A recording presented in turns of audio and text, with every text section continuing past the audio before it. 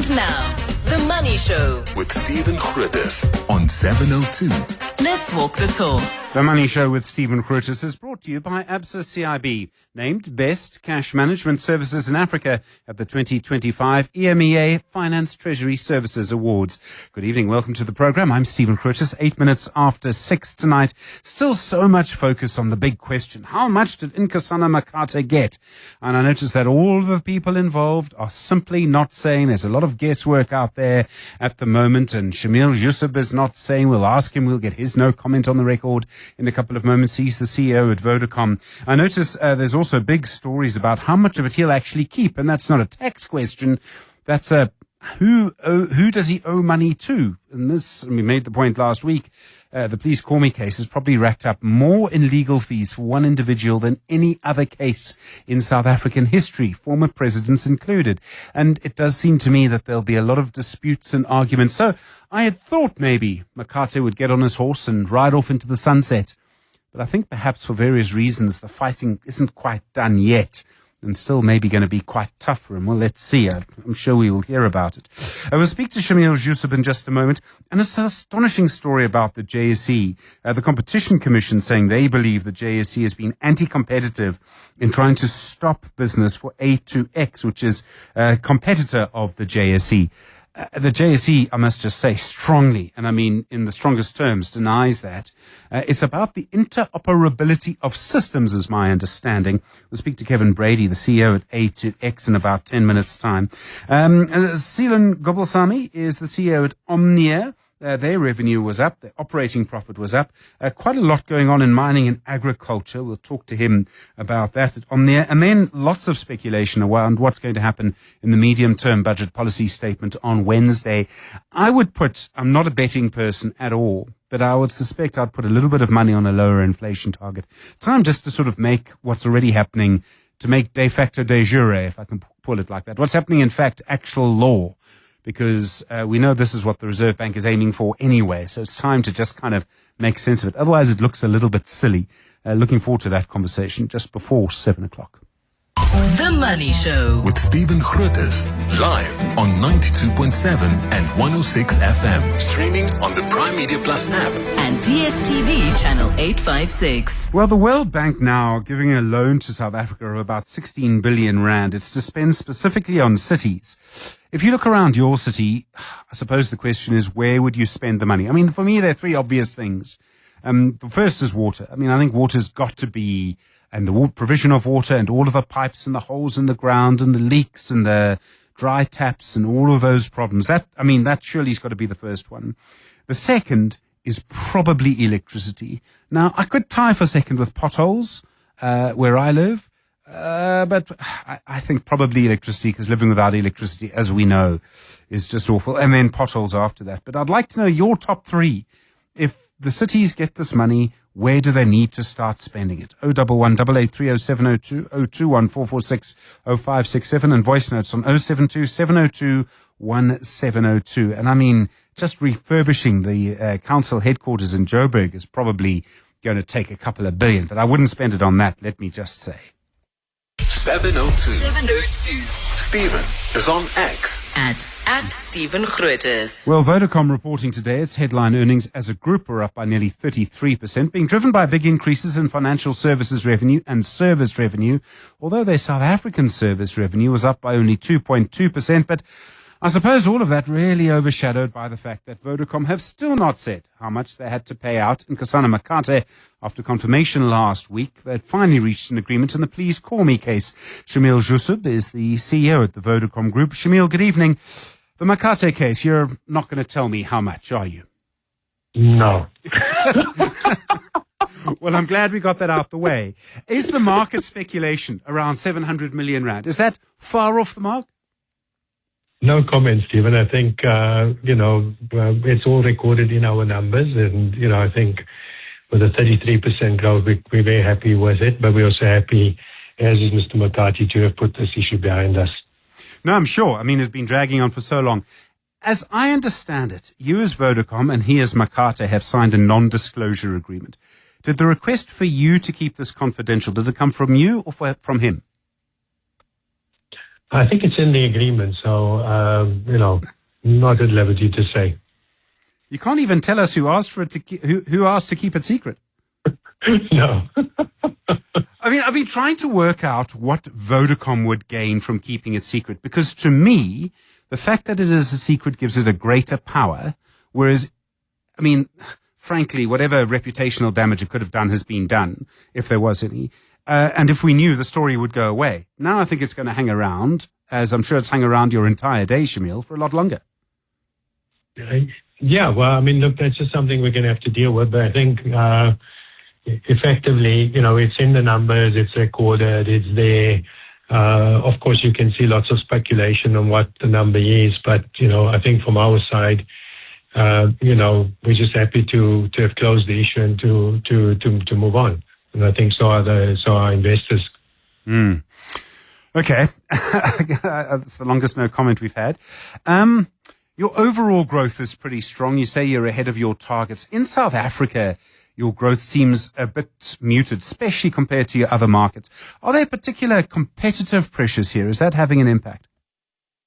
Yeah, I think there's a few factors playing out into the South African market. But, one of the things that, first and foremost, we realized that South Africa was becoming a more mature market a few years ago, and hence the diversification of strategy. And what you're seeing in the numbers is, that strategy playing out, which is both a diversification from a geographical lens, which was adding Egypt and Ethiopia.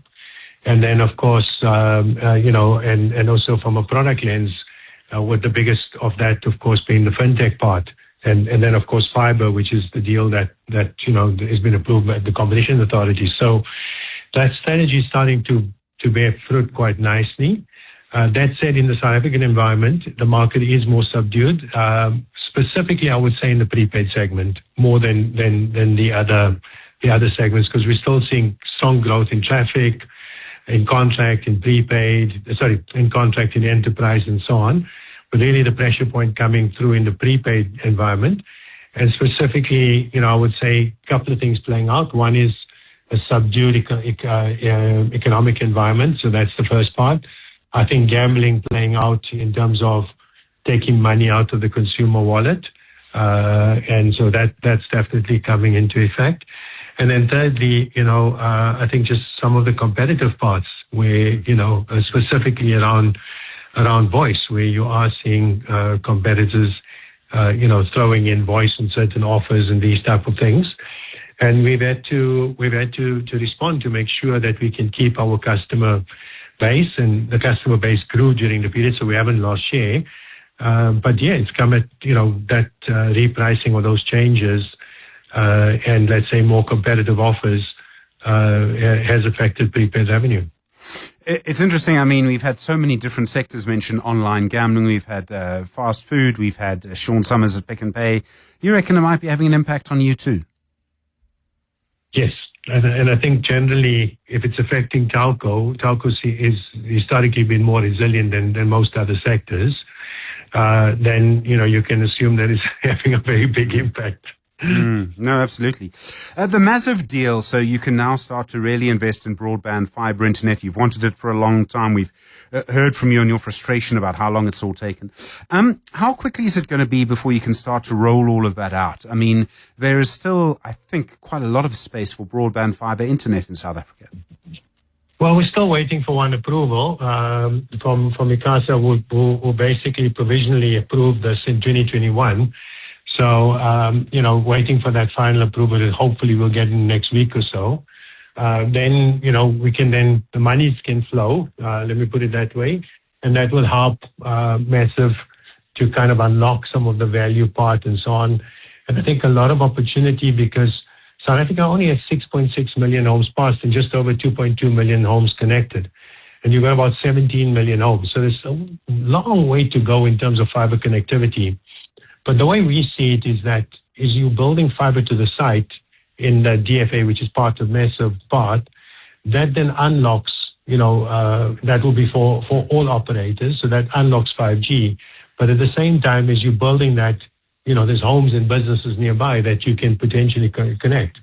And then that of course gives rise to the ISPs being able to sell it and so on and so on. So a lot of opportunity to grow, and I think it will be quite transformational for South Africa in a lot of ways.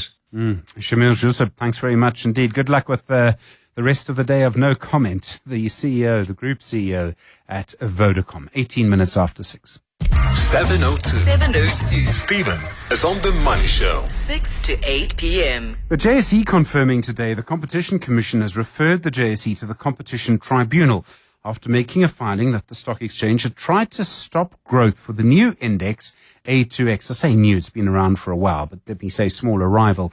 The JSE, it says, denies these terms in the strongest possible terms. It'll fight the case in the tribunal.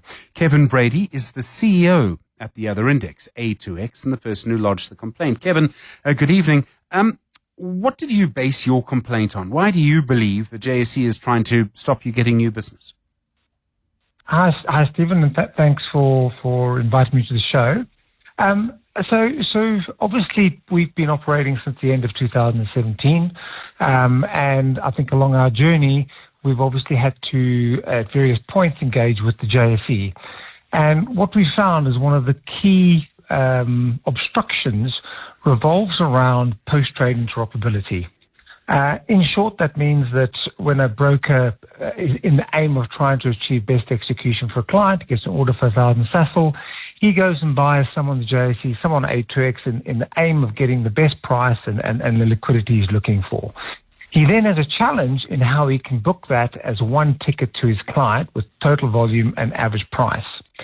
Now, the challenge is that the JSE mandates their post-trade system called BDA, Broker Dealing Accounting System. And they've used this mandated status to actually make it very difficult for brokers to actually achieve best execution and trade across markets. And that is really the core of our complaint, is that obstruction and deliberate obstruction is really holding back the South African market as a whole.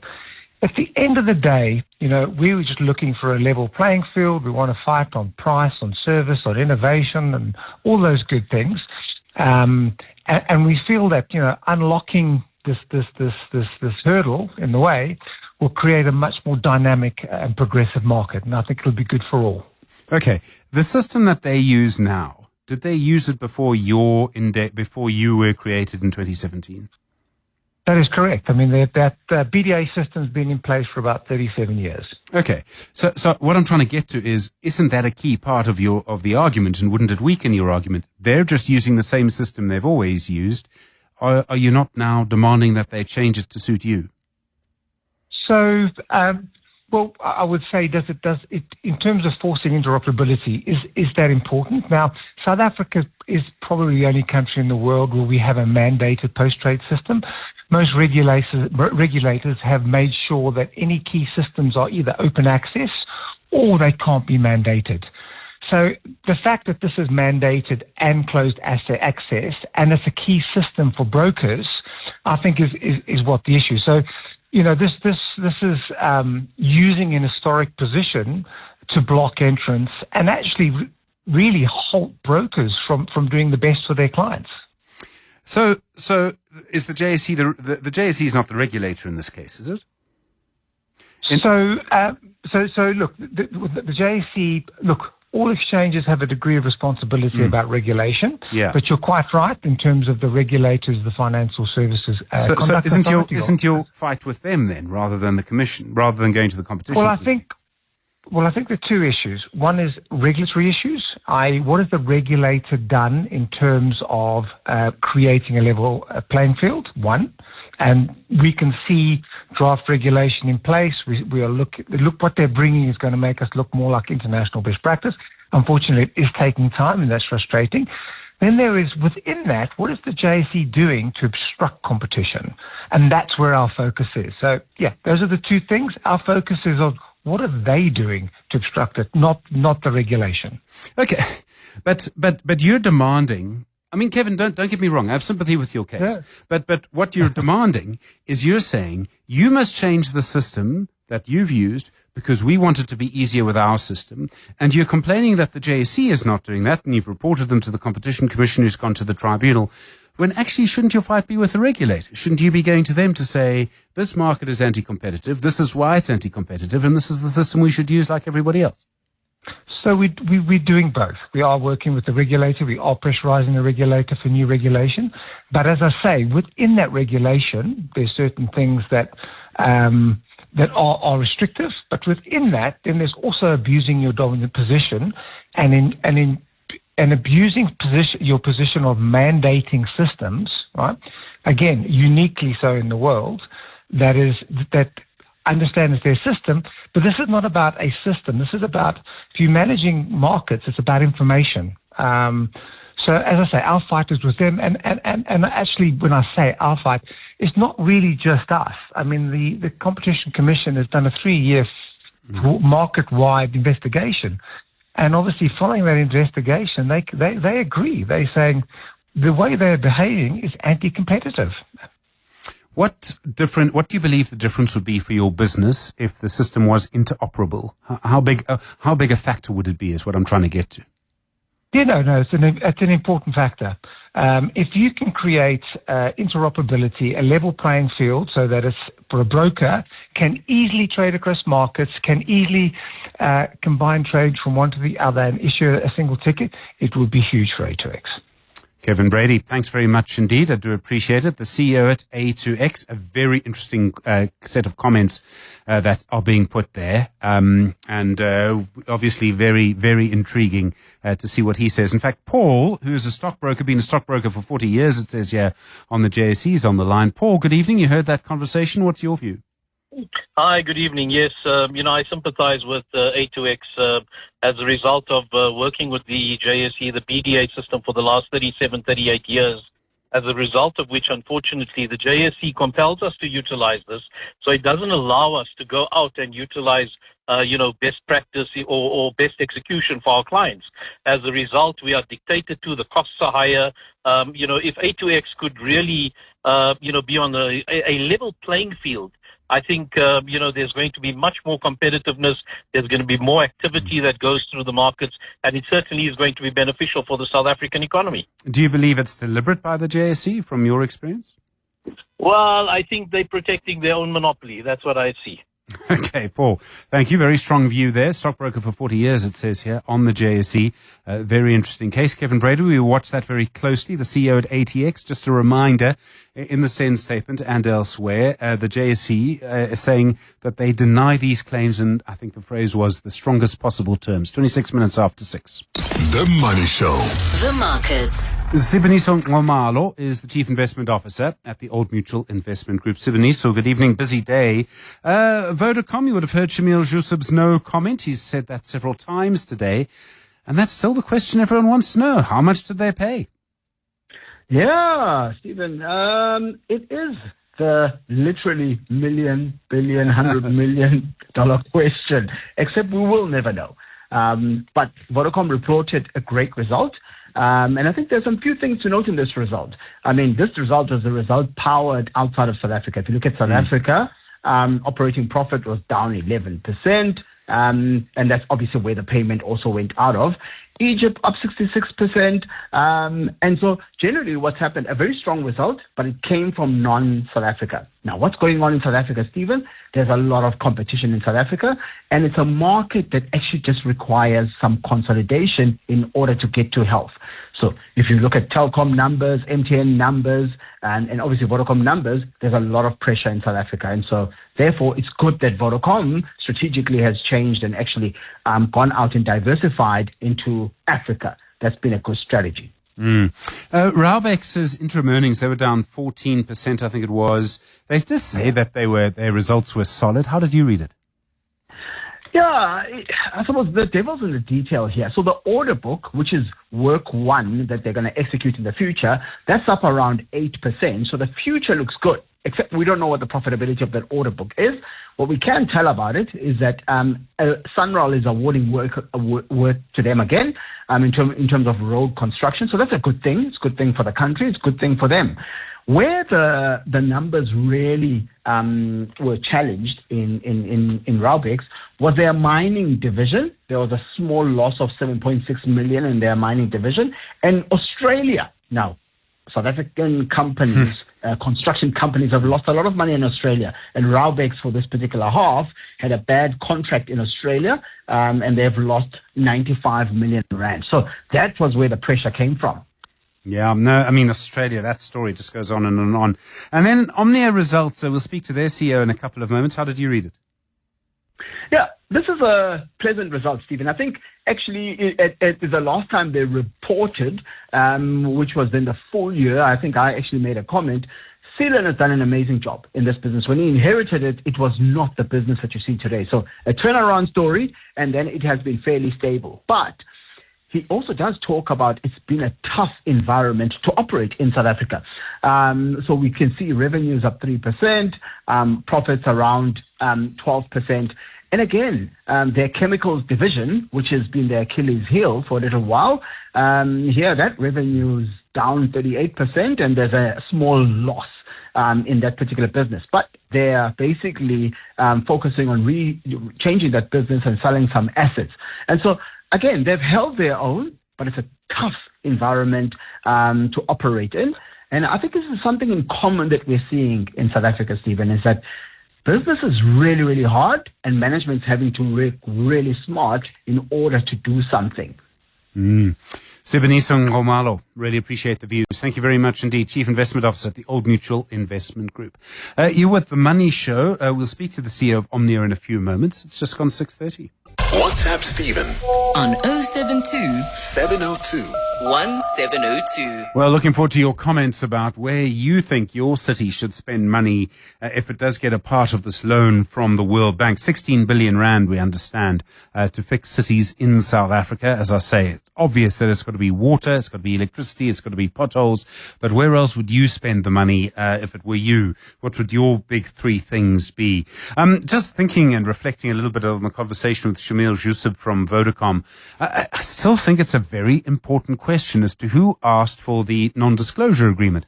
If it was Makate on the Please Call Me case, wouldn't that give Vodacom a little bit of leverage? And if that was the case, wouldn't the settlement be a little bit lower? And if it was Vodacom, wouldn't that give Makate even more leverage than he already had on the back of all of the court judgments and all the rest? Trying to get into all of this, I mean, I do wonder if at some point the exact number may just somehow fall out. I mean, these things happen from time to time, but I thought that was very interesting. There was a series of statements today from, I think it was the Road Traffic Management Agency and others, but in the end, the decision, I think, came from Barbara Creasy, the Transport Minister, and she's been busy lately. I mean, she's been here, there, and everywhere in all sorts of different ways.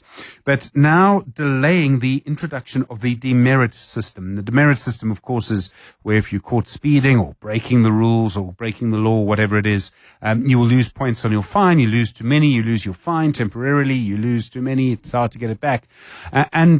Again, it's now been suspended for 6 months. And I mean, at the time when this was first proposed, and I have to tell you, this would have been about 15 years ago. I remember saying, I think probably to a deputy transport minister, might have been Jeremy Cronin, I can't remember properly, and saying, I can't believe that this system will ever come because I do not believe that all the councils will get all of their IT systems right. I hate to be the one to say those words, I told you so, but a part of the statement was about dealing with the IT problems in certain councils. It's a big thing to do. It's a difficult thing to do, but yeah, in the end, I'm not convinced it's going to happen in the way that we think it is. I think something like it will happen, and I think it's a good idea. But you've got to get the law exactly right. And the real problem with the demerit system at the moment is that it just pushes up the price of a cool drink. I mean, you know what I mean, right? That's all it does, is it pushes up the price of a cool drink, and that's a major problem. Your thoughts, 072 702 1702. WhatsApp Stephen On 072 702 1702. Well, a comment on the WhatsApp line from Sean Robinson saying, wondering about the reporting period for Vodacom results, and the CEO comment the settlements and the numbers. Weren't the numbers only settled last week? How can it be in the numbers? Sean, that's a great question, and my understanding of it is that there were interim results, interim numbers out, and where all of the speculation is coming from is the difference between the interim numbers and the results that came out today. That's the speculation. That's what it's based on. So you're right to ask the question, but that's my understanding of the answer. I hope that makes sense. That basically people have been looking through the interim results and then today's results, and that's essentially where that comes from. Yes, Stephen. When I heard about this $925 million loan, my first question is, Stephen, how are we going to pay it back? President Ramaphosa borrows so much money, Stephen, I don't even know. And guess what? We are not making money. Where is it supposed to be spent in municipalities? Oh, sweet Lord, it's going to be spent on salaries, Stephen. They're not going to fix the infrastructure, which that's where the money should go. So it's a shame. It's another generations are going to pay loans for stuff that we don't even know. Why are we borrowing so much, Stephen? Gustav. All right, thank you. Yeah, very strong comment there about the World Bank lending South Africa around 16 billion rand for cities. Look, you get it on very good terms, eh? I mean, you get it on the best possible terms. So I hear you, but you do get it on very good terms. 702 with Stephen Grootes. Email him on stephen@702.co.za. The mining, chemicals and agricultural group Omnia, reporting its headline earnings up by 11% in the 6 months to the end of September, says mining activity has strengthened. There's firm demand as well for fertilizer and other agricultural technologies. Seelan Gobalsamy is the CEO at Omnia. Seelan, good evening. Welcome back to the Money Show. You say mining activity has strengthened moderately. Are you seeing increases there for your products and services in the mining sector? Yeah, good evening, Stephen, and good evening to your listeners. I think if we look at our result in the first 6 months, a big driver of the double-digit growth in earnings of 12% is our mining sector. Our mining sector performed really well, revenue up 3%, profit up 7%. And there are some areas that faced headwinds. So, if we just take it at a broad level, diamonds as an example, faced headwinds with diamond prices being less. But there are areas like uranium that we saw very strong demand for explosives and chemicals in Namibia. And overall, BME has been able to win volumes across the territories we operate. Our Indonesian business performing well, West Africa performing well, East Africa a little bit subdued due to the strengthening kwacha, driven by some of the geopolitical changes. But mining contributing to over 60% of Omnia's profitability at the moment. I presume green minerals, lithium, copper, you say that they've corrected. I mean, copper prices have again hit new highs recently after your reporting period. But that must lead to strong demand. I mean, that is probably the basis of a sustained business. Yes, absolutely. So I think the need for the energy transition, the green transition, all of that is boding well for our business. So our outlook is strong demand. Obviously we've been looking at our exposure to different minerals. There are some like coal where things are a little bit less, but there are other parts of the world where there's strong demand for minerals that might not be needed in other segments. Yeah. You say there have been climate disruptions and logistics bottlenecks. What kind of problems have you had? Yeah, so if we talk just broadly about climate disruptions and supply chain disruptions, I think our agriculture business, while it's performed really strong with revenue up and profits up, revenue 11 and operating profits up 9. We have seen some drought in Brazil and Australia, which caused some headwinds in our international agriculture business.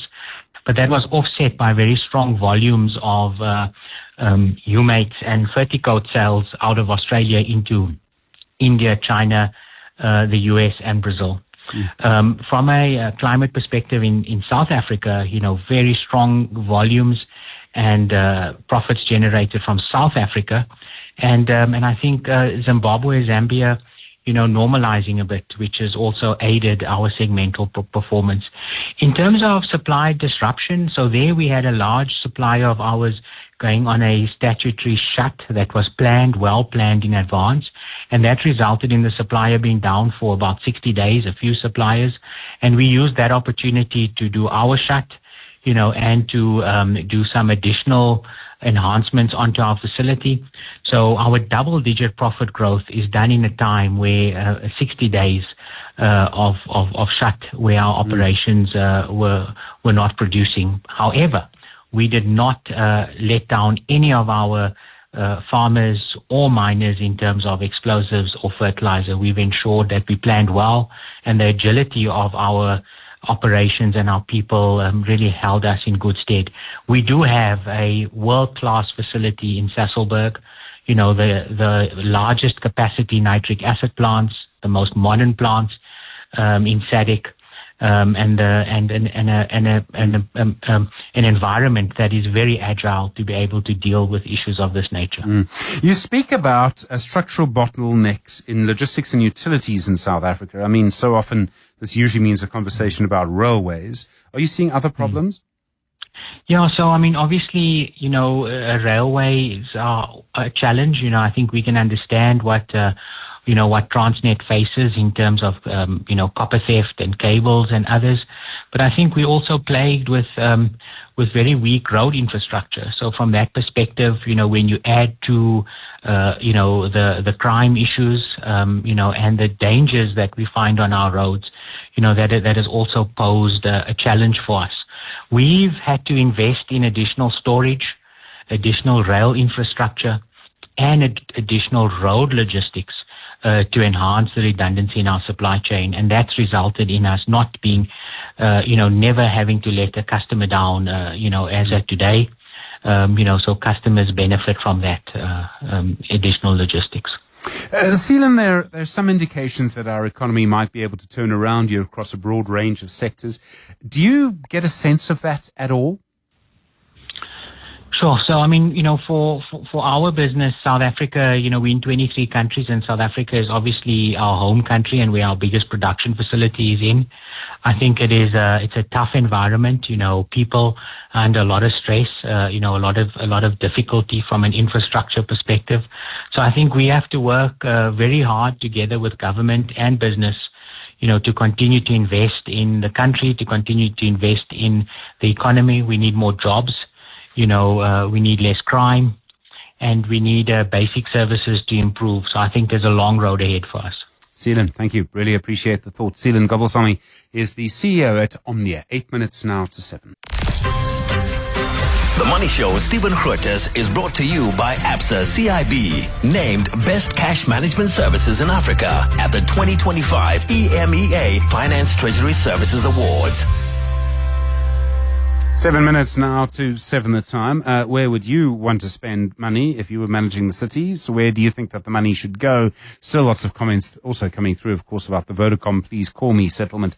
Well, some speculation now, and I think possibly quite informed speculation, that the Finance Minister, Enoch Godongwana, will finally, on Wednesday, announce officially that the inflation target has been changed to 3%. He's due to give his medium-term budget policy statement in Parliament. Currently, the Reserve Bank Monetary Policy Committee has said explicitly they're targeting the lower end of the inflation target of 3 to 6%.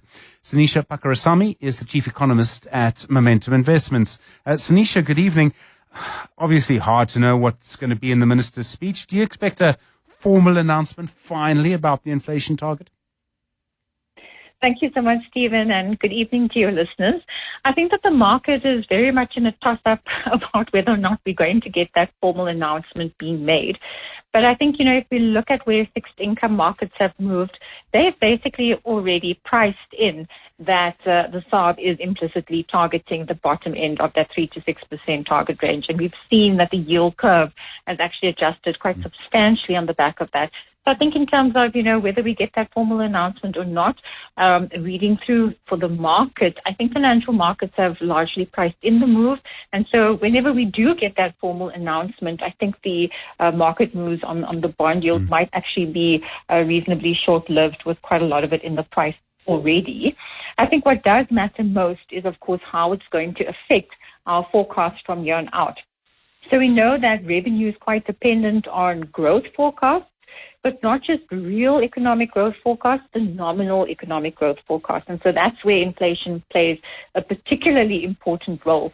If we see that National Treasury, has inflation numbers that are closer to the current midpoint of the inflation target range further out in their economic forecast, it could imply that their revenue assumptions are then based on an overestimation of inflation. And that will concern markets, because that means that the fiscal deficit could in fact be a bit wider than what Treasury would portray. Okay. The currency was stronger today against the dollar. I realize the dollar is possibly weaker for various reasons. Do you think this expectation of a lower inflation target is playing a role there? I think the rand is moving on a number of issues, in part quite a lot of global issues. As you mentioned, the dollar has come under a little bit of pressure with the government shutdown in the US really coming to a head. And I think this has caused a bit of concern weighing on the greenback, and of course your emerging market currencies, emerging market assets, including the rand, has then benefited on the back of that. I think there's also been some longer term favorable trends for our terms of trade, which is essentially, the price of the stuff that we export relative to the price of the stuff that we import. Unfortunately for South Africa, the price of the stuff that we import, things like oil, have actually been reasonably capped. And the stuff that we export, such as platinum and gold, we've seen that the prices have done, substantially well over the course of the last year. And so that's contributed to a more favorable terms of trade. And that's actually seen, the rand benefit on the back of that. There was such a big fight over the budget earlier in the year, and all of that seems to have gone away. And that must surely give the minister a bit more space in which to move, and add to that the fact that SARS has got quite a lot more money than the original estimate. And maybe for the first time in a while, he might feel he has a little bit of elbow room. I think there is a little bit more wiggle room than what we assumed, at the time of the national budget. And so a few things have shifted since then. The first is if we look at the revenue figures, we've had reasonably steady personal income taxes, but we've had far more buoyant corporate income taxes. And that's been on the back of the mining sector. And so we've seen that mining sector profitability has shot up on the back of things like gold and platinum prices picking up. We've even seen that VAT receipts are running at quite a pace relative to what was assumed in the national budget. Now, some of that is because of the strength of the consumer that's starting to come back a bit, but also because there have been slower VAT refunds. So from a revenue perspective, we are likely to see a little bit more coming into the coffers than what the national budget predicted. If we look on the expenditure front, we've also seen that the rate of expenditure has been a bit slower. Now, of course, there can still be a little bit of catch-up in the fiscal year, but for the moment it does create a little bit of wiggle room. And then in addition to that, we've seen that the yield curve adjustment has actually allowed for borrowing costs to come off a little bit. And so there is, a little bit more space. But of course, we know that the social demands in the context of very elevated inequality in South Africa, does bring about quite a high level of demands on the expenditure side. And for that reason, we are still sitting with reasonably constrained fiscal conditions. I mean, this is always the thing. How much debt do you pay back? How much more do you spend on health and education, for example? That is going to be the tension that any minister is going to have to deal with for quite some time to come. Indeed, it's not only the shorter term pressures. If we look at, on the expenditure front, if you take your civil servant wage bill, if you add to that debt service costs and add to that the social transfers, that makes up about 2/3 of total spending. And that really does limit the fiscal room to maneuver. But in the longer run, we also then have these longer term affordability requirements for things like healthcare, more affordable healthcare in South Africa, other various social priorities. And we, of course, have, the weak links in the fiscal chain, which are essentially our state-owned entities. We're sitting with more than 700 state-owned entities. And so, rationalization of the number of SOEs is quite important in order to bring up savings and to improve efficiency. We've also seen that the municipalities, are under considerable funding squeeze. And so we do have some longer-term fiscal sustainability question marks arising. Sanisha, thank you so much. Sanisha Pakarasamy is the Chief Economist at Momentum Investments. You're with The Money Show. Good evening. It's 7 o'clock. And now, The Money Show with Stephen Grootes on 702. Let's walk the talk. The Money Show with Stephen Grootes is brought to you by ABSA CIB, named Best Cash Management Services in Africa at the 2025 EMEA Finance Treasury Services Awards. 7 minutes after 7 the time. Lots to come. Interesting, just the comments about inflation targeting. It does, as I say, it seems to me, that was the conversation we had just before the 7 o'clock news. It seems to me that it's just get it done. I mean, we all know it's going to happen. We know, I think, that the finance minister clearly has no opposition to it. Might not like what the Reserve Bank's got done. But just gotta get it in and be done with it, and see what happens. It's astonishing in a way. And let me just make a bigger point. If you consider how fractious, difficult, complicated, messy, and argumentative, I've got many more words to describe our politics, it is astonishing that one of the biggest economic changes of lowering the inflation target for the Reserve Bank is going through with virtually no discussion. I mean, really none. There are a few people, we've had a few opponents of it on the Money Show, but there's no organized fight against it. And I think this is a comment, a much greater comment, on the state of the left in South Africa. It's just sort of disappeared. And the SACP says it's going to compete elections on its own. Bladen Zamande was quoted over the weekend as saying we need to rethink that. Oh, you've got to be unified if you're going to have these fights. And I just don't see it. And that means that the technocrats... Now, look, don't get me wrong. I think it's the right decision, broadly. I mean, there are problems with it, but I think it is the right decision. There's just no big political fight. I mean, I've heard really very few voices. Willem Mavavi is one. The SACP is another. The other people we've heard who've come out and said we don't want to change to inflation targeting. We don't want the actual target to be lowered. But it's happening, and there seems to be virtually no one opposed to it. No one putting their head above a parapet. No one shouting. No one screaming. I find that really quite incredible. Your views: 011 88 30702 021 446 0567. The Money Show with Stephen Grootes, live on 92.7 and 106 FM. Streaming on the Prime Media Plus app. and DSTV channel 856. Well, in a moment, Carol Payton from Fin24 about the most astonishing story around the valuation of Lanseria. But that's kind of, in a way, not the most astonishing part about it. You'll hear that in just a second. She's already on hold for you. Dion Chang is actually speaking to us as an author tonight. His book is called A Pawfect Life. That's P-A-W, Pawfect. Yes, it's about animals. It's about pets. It's about the growth of the pet economy and how quickly it's grown. And in our lifetime, virtually all dogs have gone from sleeping outside to possibly maybe a third of dogs sleeping inside. I mean, the change has been dramatic. And not just here, by the way. I was looking it up today. In China, too, for example. 2 generations ago, dogs were guard dogs. Now they're pets. There's a big difference. Of course, there's still millions of guard dogs in South Africa, or sort of outside pets, if you like. But still, there's been a big change here, too. I think it's undeniable. And looking forward to the conversation with the aesthetic doctor. That's how he describes himself, Dr. Reza Mir.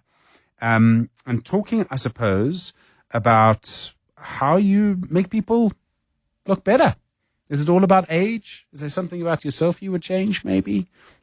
Your thoughts. 011 88 30702 021 446 0567, and of course voice notes as well on 072 702 1702. 702. Stephen is on the Money Show. 6 to 8 p.m. An important report in Fin24 today showing that the PIC is now going to court to try to get back 411 million rand that it paid to the BEE shareholder at Lanseria Airport. The shareholder is called Acapulco. It's part of a much bigger dispute about the valuation of Lanseria Airport. It's by Carol Payton, the editor-at-large at Fin24. Carol, good evening.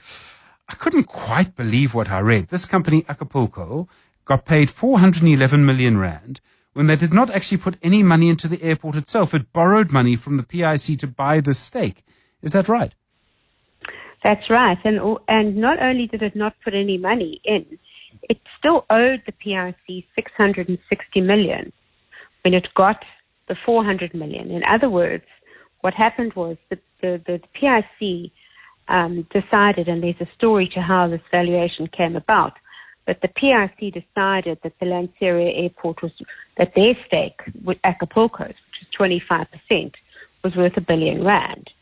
And that therefore the airport as a whole and the Lanseria Holdings was worth R4 billion. And the other shareholders in Lanseria Holdings and everybody else says, well, wow, this is crazy. That's about, 4 times what we think the value is. So, yeah, Acapulco's done very well out of it. Gee, I mean, I realize that, it's a BE partner. The deals are different to lots of other deals. But to get so much money when you've done, well, from what I can see, you've put nothing at risk, you've put nothing into it. I mean, that's quite astonishing. It is astonishing. And even along the way, is that the airport as an asset didn't perform very well because we had COVID. and it's still performing. It still is flying at, I think, 54% of its pre-COVID capacity. And I think there's only one airline that flies there commercially, that's Safair. So it's not doing well. So when the other shareholders actually had a capital raising somewhere along the line, because they needed to put more money in, and all the other two shareholders put more money in, but Acapulco apparently didn't. So it's a great bonanza. How did the PIC get such a? Because I mean, from what you say now, the PIC wants the money back. They made the payment to Acapulco. Now they want that money back. How did they get the valuation of Lanseria so wrong? I mean, it must be pretty obvious that it's not as busy as it used to be. And I mean, the last time I was there was probably 6-7 months ago. But I mean, I could have told you there's only one airline. Yeah. Well, it is strange because there were several valuations, and each time there was a valuation, I think there was a disagreement between the PIC and Acapulco on what the actual value was. So there were several valuations, and then a third valuation, which was a real outlier, and that was the one which valued it so high. And then what happened is the PIC said, okay, we'll try and settle this through arbitration because this is not working. And from what I understand, the PIC didn't do very well at the arbitration, and so this didn't actually give a good argument at the arbitration, and so this is the valuation that stood. Some people say, well, clearly what's happened here is they've double counted for the land value and the enterprise value, but whatever it is, I mean, as you say, you only need to look at it to know that it's not worth that. So how they settled on that and paid the money because Acapulco's already been paid is quite flabbergasting. So much has been going on around the PIC at the moment, Carol, and this is an impossible question for one journalist to ask another, but I mean, does it seem almost like there was, and you can see sometimes in a chain of a decision, that someone is trying to do something? It doesn't look like the PIC was trying to look after its money and value here. Well, that is a part of the problem. You see, so this transaction dates back to 2013, and that is when a whole lot of these bad, they call them the legacy transactions, these bad transactions, Daybreak Farms and various other ones, they all happened at that time when the PIC was categorically captured at that point. So it dates from then. But even then, they've had another incident, I think, this year, at the beginning of this year, where one of their newer investments has gone completely bad. And this is all of these investments are coming out of this fund, this unlisted investments that the PIC has, where there's a lot of discretion by the investment professionals at the PIC to decide, what to invest in. And it's such a sweet deal because, I mean, if you can get what Acapulco got, I mean, that's fantastic. So everyone's queuing up to try and get in the door. And I think that this raises the prospects for all sorts of backhanders, bribes, etc., etc. And I don't think there's enough scrutiny and oversight, and I think that's a kind of structural problem with the PIC, with the Isabaya Fund in particular. There's been so many stories. You've done some of them. I mean, the Chief Investment Officer, Kabelo Rokotso, if I recall correctly, he's been suspended. Is there a particular reason why all of this is happening now? Is it just because Carol's more interested in the PIC than she used to be? Or is it because something else is going on there? No, I think that these things have been bubbling under the surface. And this is what happens when they bubble under the surface. They suddenly, something kind of brings them out. And as I said, these are legacy transactions. So the same thing, the transaction of which sort of precipitated the suspension of the Chief Investment Officer was the AO delisting, where once again there was a disagreement over the valuation. And so I think there's been a situation where the PIC has been getting up to all sorts of things. There's been sort of brewing discontent, brewing kind of talk around in political circles and in investment circles, and it kind of has come to the surface. So, I mean, I think, to cut a long story short, I think basically, you know, they had the whole commission into the PIC, and what we see now is that the PIC has not been fixed.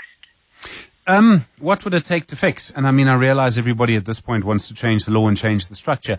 I do wonder if, just because of the sheer size of it, now the sheer size of it comes with a lot of advantages, but maybe it needs to be quite a fundamental shift to make sure that there's a lot more oversight, because with the sheer size of it, and particularly in the unlisted space, seems to be where all of these things happen. Well, there's two kind of structural problems. So one is the board. So because the law now changed, because the PIC was getting away with corruption, the law changed, and now you have all of these sort of representatives that are stakeholder representatives on the board. So actually, on this new board, which has just been appointed a couple of months ago, you only have one person on that entire board who's ever worked as an investment professional. None of the others have. So they don't necessarily have the insight into what to look for and how to spot these things. So that's the one issue. And then the other issue is this unlisted fund. So the unlisted fund is only 2% of the PIC's total value, but I mean that's 75 billion or something. So it's a lot of money, and they really should, you know, consider just contracting out all of that money to private sector and having proper oversight over it, because as long as there's a pot of money sitting there that is governed by politicians and, you know, people who are representatives of various stakeholder organizations, as long as you've got that, you're going to have people wanting to access that money. Carol Payton, thank you very much indeed. Editor-at-large at Fin24. I'm afraid this is not the last time you're going to hear from Carol about the PIC. 20 minutes after 7. The Money Show. Business Books. Well, you'll have heard us speak to Dion Chang many times in the past. He's the CEO and co-founder of FluxTrends. He's got a new book out. It's called, I need to pronounce this correctly, A Pawfect Life. And it is about, well, pet parents. It's about people who have pets. Dion, good evening. You've told us before, and we've spoken briefly in the past about the world around pets, but the pet economy has changed just so dramatically over the last 30 years or so. Good evening, Stephen, and to all the listeners as well. It has been extraordinary. I think last time I spoke, I mentioned a stat that really was the genesis of the book, that we've been tracking aging populations, declining birth rates around the world, so just changing demographics.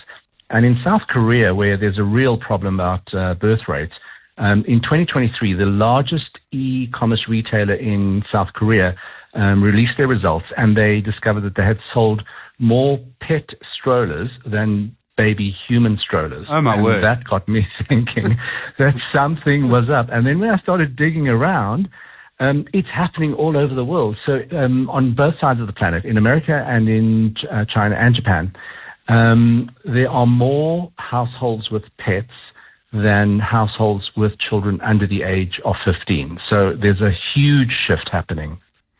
And are most of these pets dogs? I mean, that's sort of the original pet. I mean, cats don't call themselves pets, but obviously they are too. You're talking to a very dedicated cat butler.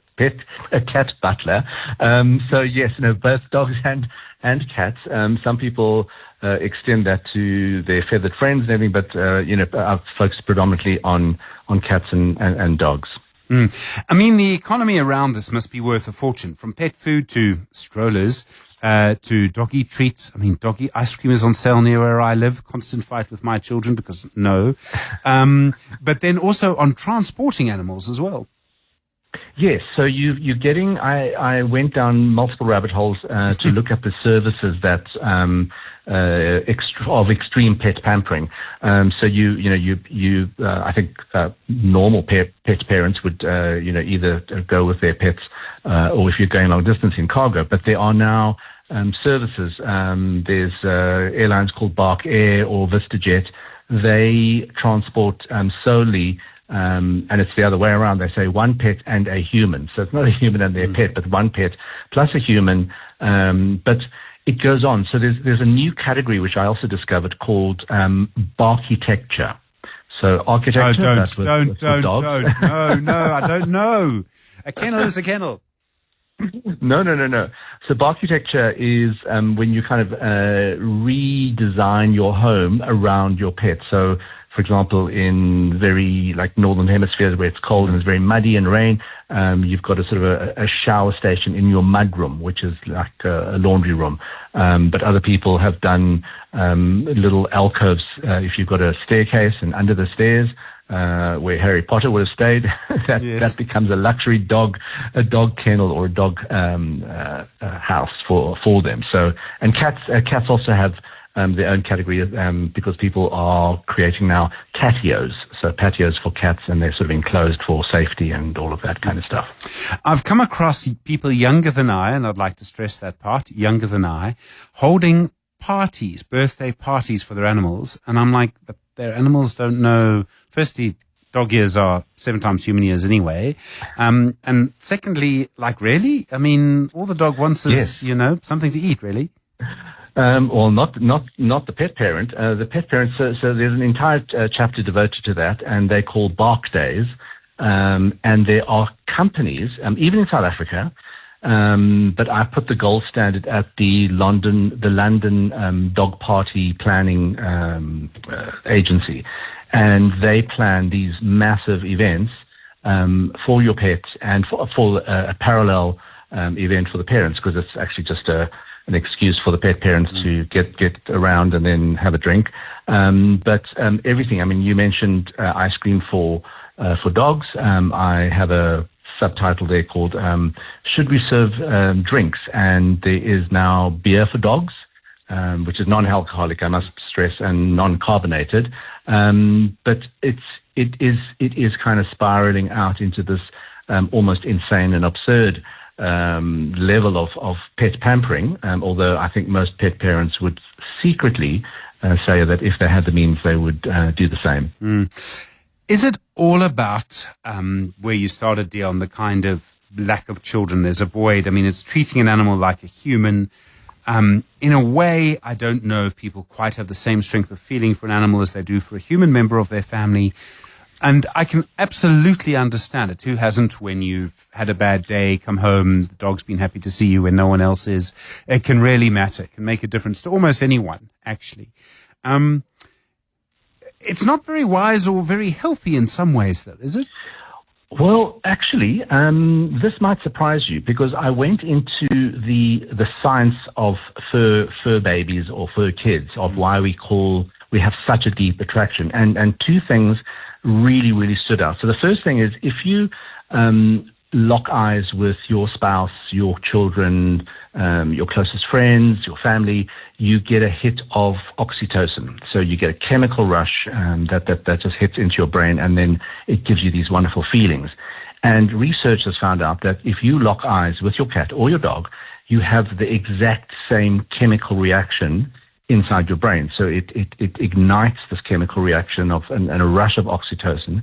And then for people who have kids as well, or little toddlers, as well as maybe a young dog or something like that, the facial features of an animal, round eyes, round fluffy face, all of those kind of things. But if you look at the cognitive ability of your pets, they have the same cognitive ability of a 2 or 3-year-old toddler, and they behave like that. So they run around the house with their toys, all of those kind of things. So it also kickstarts a very mammalian care system, and you want to nurture and protect this. So subconsciously, it's an animal, but with the oxytocin and with the sort of this toddler syndrome, you really, really want to nurture and take care of this fur child. That's interesting, because when I look in my dog's eyes, I can't believe I'm saying that, I can understand the care. When I look in particularly my male cat's eyes, all I can see is, if I were bigger and I was a tiger, I would eat you. And I mean, he sleeps on my bed, but that's all I see. Well, let's just say there's a very, very long interview I do in the book with an animal behaviorist. So what I wanted to do was was look at the pet economy, the kind of the services, and that includes my new trajectory of saying goodbye to pets, which is not known in this country, but that hasn't stopped me, a pet doula to help with pet bereavement, because the grief is the same. It's a very, very, people get knocked with what they call disenfranchised grief, because people say, well, just get over it and get another one. But it's a very long and a relationship you have there. But I wanted to speak to a behavioralist, and that she kind of recalibrates all the things in the book. And you probably won't like this, but she said, if you want the perfect dog, get a cat. I will be sure to say that when I get home. Dion Chang, great to talk to you. Thank you. Really enjoyed that. The CEO and co-founder of FluxTrends. The book is called A Pawfect Life. Yes, Pawfect. A Pawfect Life by Dion Chang. The Money Show. How I make my money. Well, it's not very often we get to speak to someone who does what our next guest does, and he's someone you've probably heard of, and someone who's really done some cutting-edge stuff. I'm talking about Dr. Reza Mir, the aesthetic doctor. And he has done many, many things, and also has a little bit of a sideline in aeronautical engineering. Reza, good evening, and thanks so much for agreeing to spend some time with us on My Money on the Money Show tonight. Hello, only a pleasure. When I hear the phrase aesthetic doctor, my first thought, and just excuse the cynicism, maybe I've been watching too much reality TV, but I almost immediately think of plastic surgery. But it is a lot more than that, isn't it? It's very different to plastic surgery. So plastic surgery, plastic and reconstructive surgery is more things you have to go into theater for.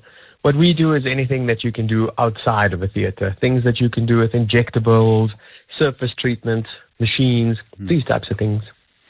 And the market for that has really changed. I mean, I was thinking sort of 30 years ago, I mean, if you had said Botox, if you had said this, if you had said that, people would have gone, people do what?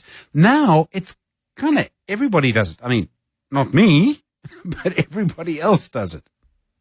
I remember when it was mainly women, 90%, whereas now it's about 60% women.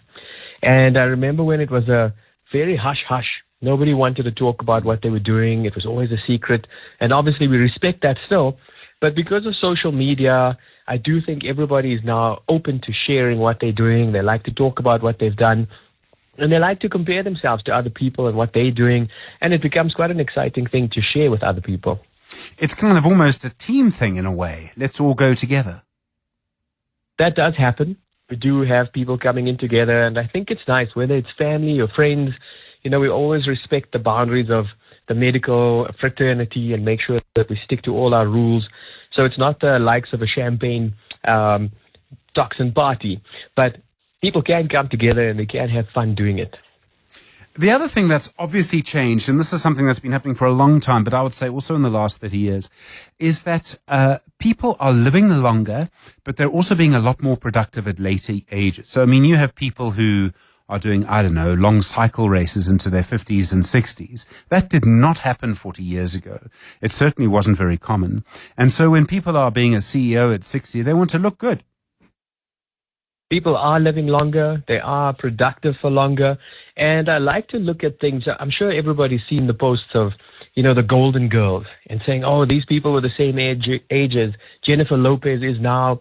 And look at the difference. And I think that's actually a good sign of evolution in our society, where people are looking after themselves better. And, you know, medical technology is improving in a way that we can look after ourselves better. But also it leaves us space for things like now regenerative medicine, where we can use things like platelets and stem cells and actually make people legitimately younger, not just looking younger.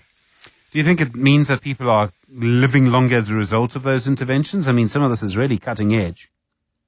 I think it's a mixture of a few things, but mainly it's people are finally listening when doctors say, go to gym, don't eat shit. I mean, that's the biggest change, and that makes the biggest change in our longevity and how long we live. Sorry about that, but he's a doctor. He can say it. Reza, okay, let's just go back a little bit. You were obviously at school, I think a little bit after me, and then you went to medical school. And from everything that I've ever seen or heard about you, I think you're one of those people, and tell me if I get this right, that it was always going to be medical school for you, wasn't it? No. Oh, you know, really? I didn't know what to do when I was a kid. I thought I should become a pilot, which I'm doing right now. I'm on 52 hours. And eventually I got there. But also because of Pegasus, I'd like to fly that myself. And, at the end of school, I thought, I don't know what to do. Let me just register for a few things. I chose medicine, law, and actuarial science. And I said, whichever one I get in for is what I'll do. And, the humor of the universe, I got accepted for all. And so I didn't know what to do. And I thought, you know what, let me do a year of medicine. If I like it, I'll stay. If not, I'll try something else. And I did, and I actually did like it. And I enjoyed the process of learning. And, it was hard at first, but over time, I became almost addicted to the feeling of learning and progressing. Your marks must have been quite something for you to get accepted at all three. I think they were okay, but there was something called a biographical questionnaire, and they looked for well-roundedness.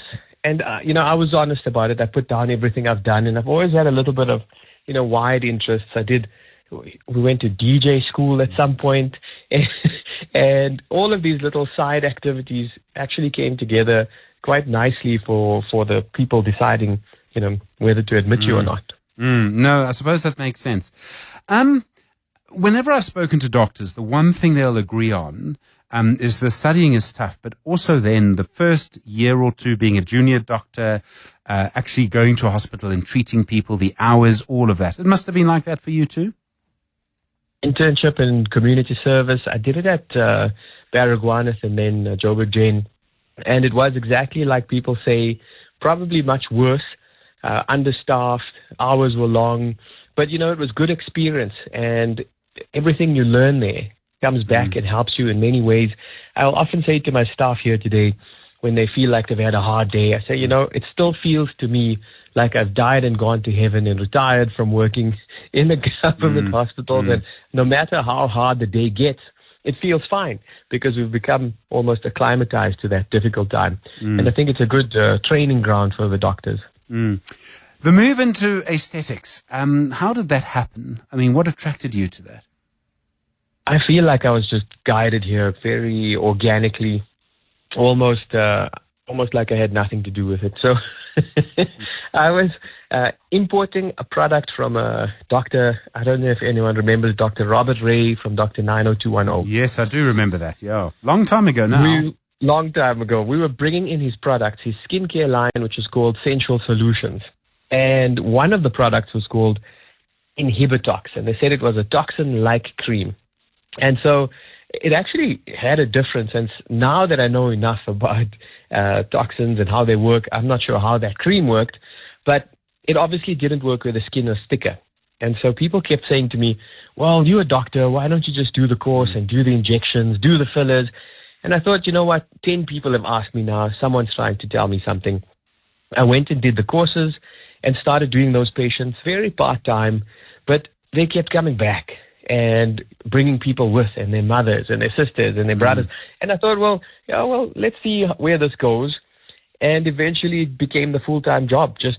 I guess I enjoyed the process. Our motto of art meets science is very well placed in this profession. You need to have both sides of that brain active. You need to be in art. You need to respect the science and use it. And bringing them together gives you very good results most of the time. A lot of what you do, I presume, is about working with skin. And I'm interested in what you've sort of learnt about skin. As my children will tell you, the world, your biggest organ, your heaviest organ is skin. And how the skin sort of works, because I've noticed as I get older, my skin changes. I, for various reasons, will be prone to sunspots and things. And yet I also know that, what we can do to look after our skin has changed dramatically. And we actually can do a lot more for our skin than we could 40 years ago. There's things that we can do preventatively, things that you can do at home, things that we do here. And also, I guess, the protection. We know now that you should wear a sun hat and put some sunblock on when you're going into the sun. We also know that you do need a little bit of sun. You just, don't need it on your face. And it is important for us to just look after ourselves holistically and to understand that each patient is unique and has a unique formula to look after them. So it doesn't help to kind of follow a certain route of we always do step 1, 2, 3. It's about looking at the patient, understanding what they want to have treated, combining that with what we see, making sure that it's always reasonable, always beautiful. They need to walk out looking good, well, after the settling. But our goal is for everybody to walk around feeling and looking their best without anyone noticing that they've had work done. It shouldn't be visible as, hyperinflated lips and cheeks, and that for us is a fail. What people should say is, wow, you look good. Or they should just be nicer to you. And, the psychology of aesthetics is where it becomes interesting. And I'll give you some interesting facts if you'd like to hear some. Yeah, go on. Okay, good. So, there's a value. If you could say an attractive person would earn more money than an unattractive person, what would you think that would be? Yeah, no, well, there is a value, yeah. Well, the value is the equivalent of an additional master's degree. And this is what the studies show. And so it's not hypothetical. It's a legitimate, real difference. And sometimes people say, well, that's not fair. But if you look at it, you take a step back. We actually now live in the most fair time in the history of human beings because now there's something we can do about it. And, somebody who is able to get more attention from clients and customers, who's able to sell more because people are more receptive to hearing what they're saying, would naturally actually earn more money.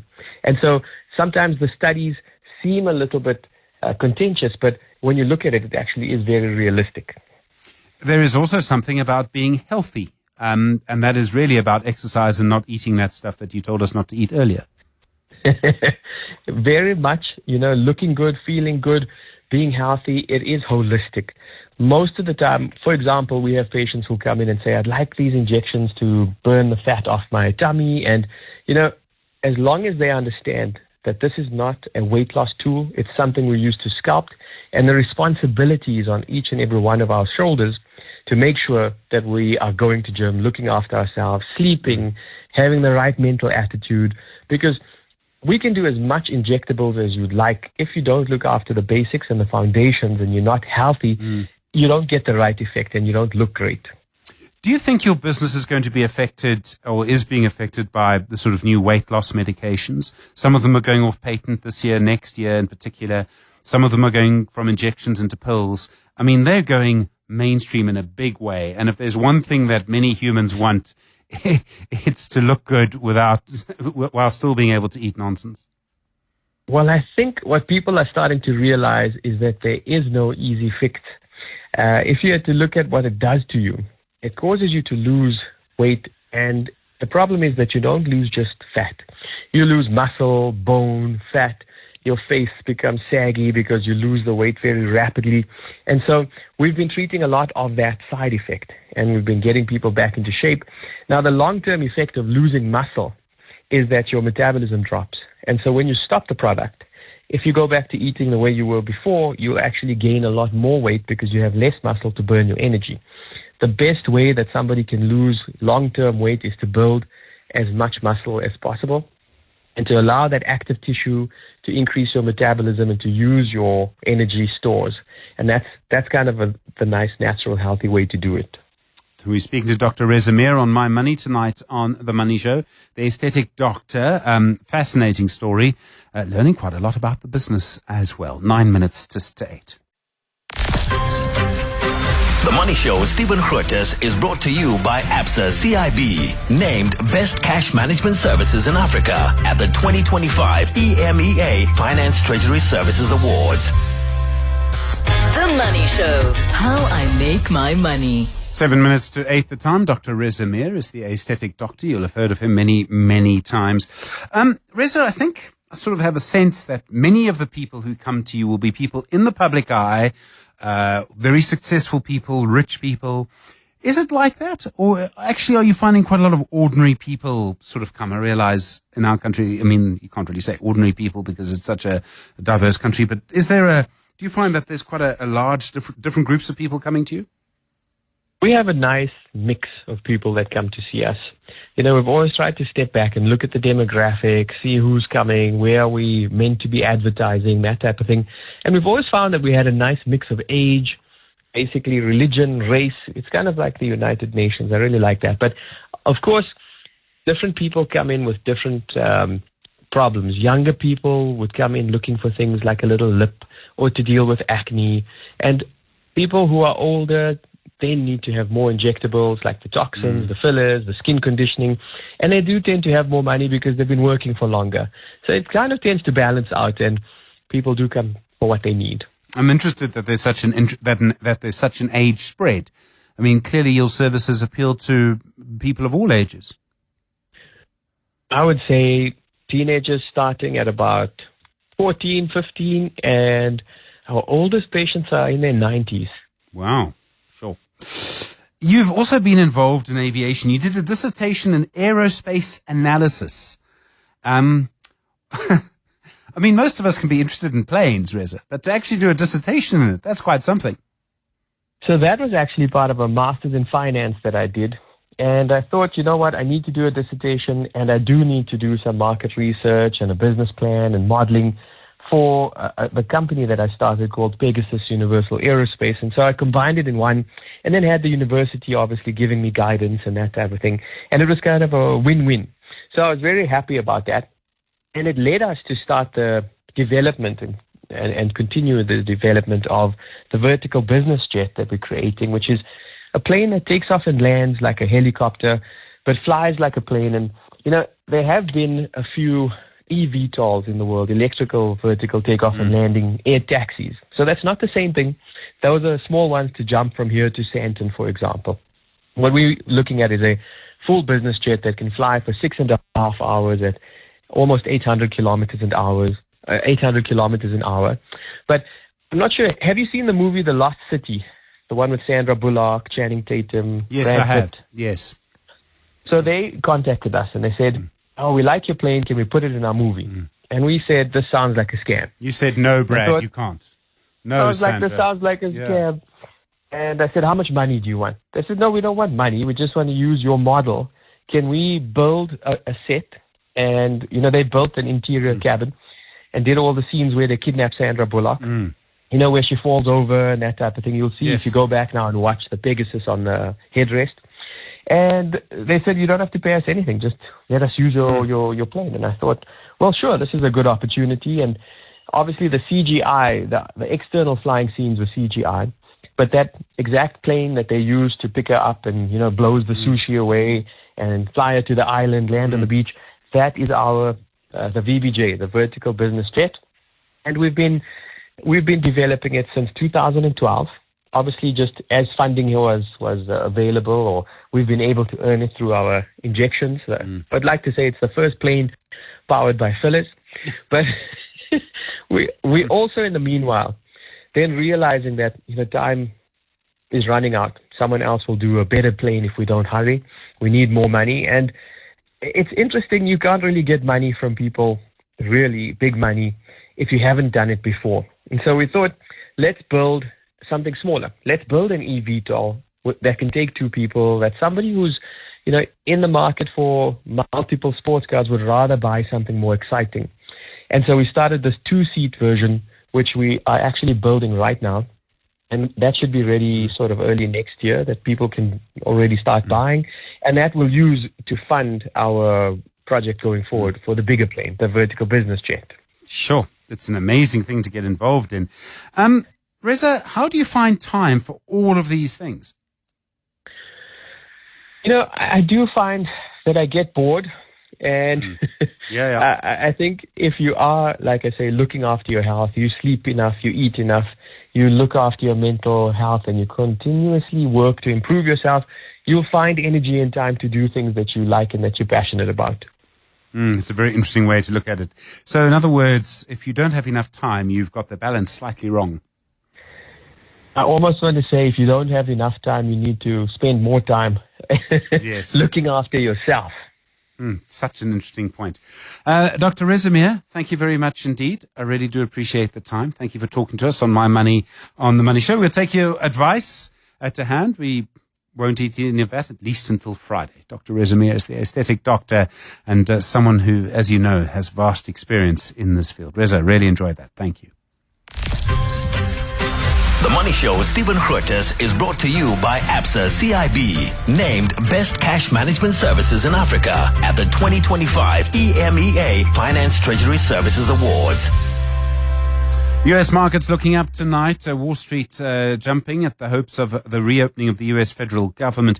The Dow Jones is up 0.29%. The Nasdaq is up 1.71%. The S&P 500 is up 1.02%. And of course, following the lead of the JSE, which was up quite strongly as well for various reasons, including quite a lot of industrial action here. Well, the speculation around the Please Call Me payout, I suspect, will continue for the next couple of days. We are going to be looking at that very closely. There's a lot coming up on the Money Show tomorrow as well. I'm looking forward to it. We'll see you then. Good evening. It's 8 o'clock.